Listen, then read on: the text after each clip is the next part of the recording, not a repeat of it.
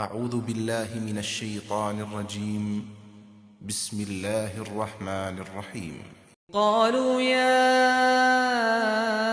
أبانا ما لك لا تأمنا على يوسف وإنا له لناصحون أرسله معنا غدا يرتع ويلعب وإنا له لحافظون قال إني ليحزنني أن تذهبوا به وأخاف أن يأكله الذئب وأنتم عنه غافلون قالوا لئن أكله الذئب ونحن عصبة إنا إذا لخاسرون۔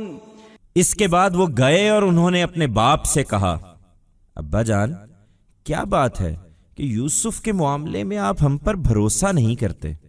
درحال ہے کہ ہم اس کے سچے خیر خواہ ہیں، اسے کل ہمارے ساتھ جانے دیجئے، ذرا کچھ چر چگ لے اور کھیلے کودے، ہم اس کی حفاظت کے ذمہ دار ہوں گے۔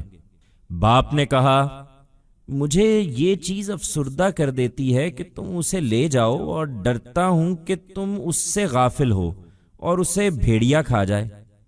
انہوں نے جواب دیا، اگر اسے بھیڑیے نے کھا لیا جبکہ ہم ایک جتھا ہیں تب تو ہم بڑے ہی نامراد ہوئے۔